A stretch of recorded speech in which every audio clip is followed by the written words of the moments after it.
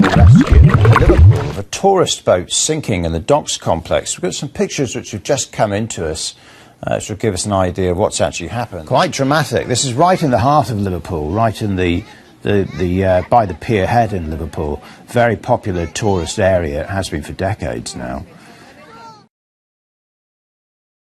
See them coming, keep on running, sound of their tensions, one brother and another, Babylon engines, hassling the scally, hassling the black. Right to the main sound, any cheek will get a smack. The black shirts return, but who will ever learn? Protecting the Nazis, apple stays firm. Walkie-talkie digits, but only like piranhas, shedding through the flesh. Do you want your marijuana? Coming for you, talk it through. Find on the spot, stop what you do. Change the perfection dictators and corrections every day all the time, don't do the crime. But remember, this isn't for the sake of your protection when it makes you vote Tory in the PC election. Big brothers watch, nothing's gonna pass. Bludgeoned to death, pissing in the grass. Contribute, salute, it seems pretty funny. National mafia order, the taxes, protection money. The place of wisdom, a slave by the system. Random stop and search, was praying for some merch. Was harassment the reason they were hired? The black that covered up the collective youth, the punk, the skin, the hippie that got bored, the real truth of targets acquired. Force feed and propaganda, stitches, native slander, elected bulk to total cattle. This is only after battle. The only lies they protect, the journalist point of intellect. What you see is what you get. Justice in the air with 96, manhandling a suffragette. Why do we embrace this disgrace in the battle of our tensions? The squeal of the pigs and their Babylon engines.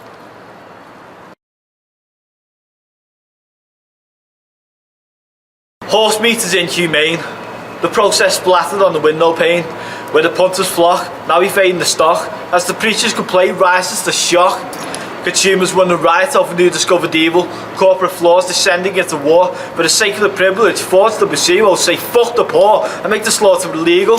Treat the capitalistic threshing, free labour in the recession. It's man eats men under democracy's forces. Hail King Lecter and liberate the horse.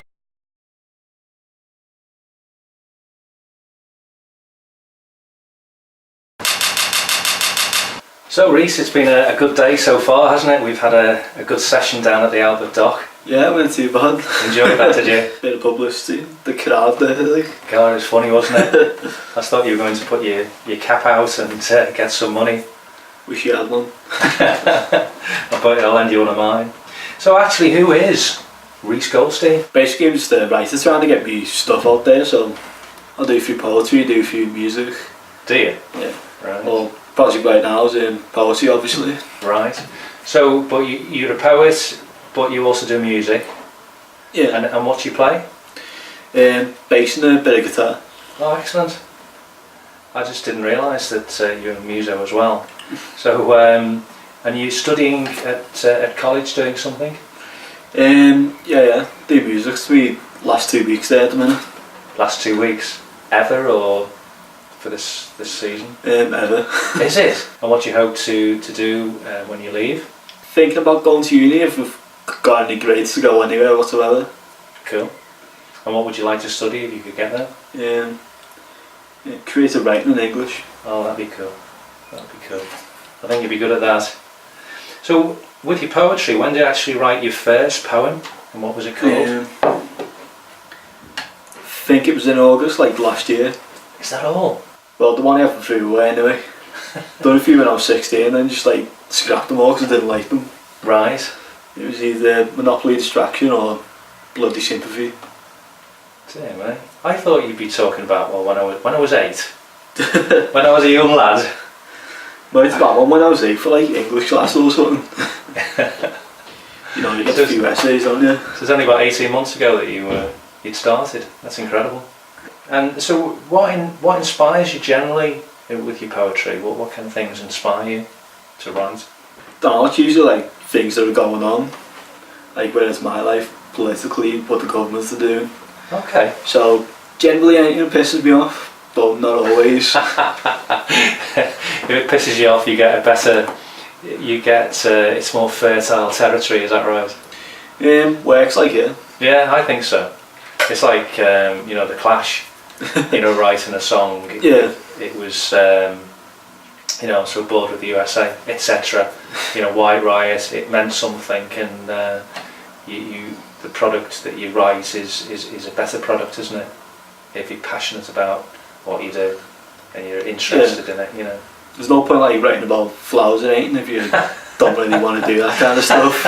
Just stick to your comfort zone. I think flowers are being done, don't you? Hosted golden daffodils and all that. Does me head in that stuff, you know. So Babylon Engines is one of the poems that we filmed earlier. Can you tell me what that's about and what inspired it? Basically just about the police now. They've been like brutally and sometimes out of the law, sometimes inside somehow. Right. It was like basically been like the odd protest, and I've seen people being strangled by police. These are like 17-year-old kids, for God's sake.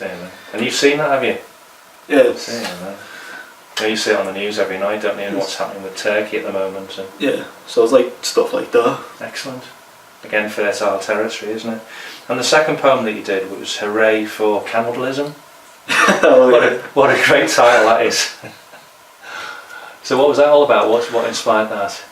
I don't know, horse meat scandal on Tesco. Like the burgers and everything. Of course.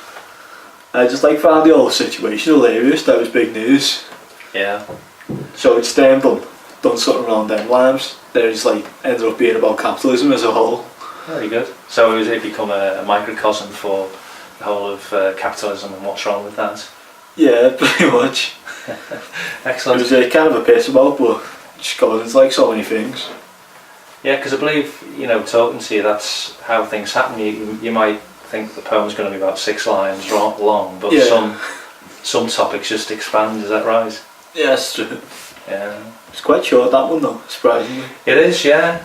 But often punchy short poems are the best, aren't they? Or short punchy songs are the best. It's less for me to remember anyway.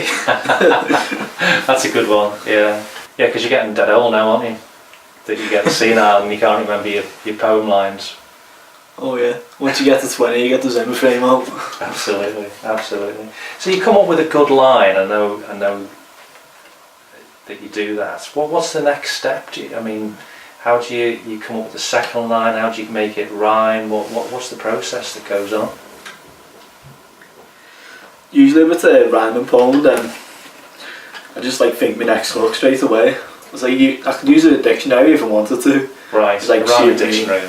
Sometimes like think this way, and it's like, yeah, that's spot on that. I just gotta see what it means as well. Okay. Sometimes I forget what it means. Then it's like, oh, makes sense. So the line comes first, and then you're just playing around with things in your head.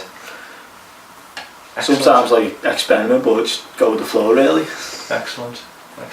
Notice your T-shirt there, Led Zepp. Oh yeah. Cool band. So are you a metal head, or what kind of music do you like? Oh, a bit of everything really, like heavy metal, like rap, like punk, right. Like reggae. Do you like reggae as well? Cool. Excellent. Okay, well it's been really good to chat to you and film you today, Reece. Really good to meet you. Thank you. Thank you.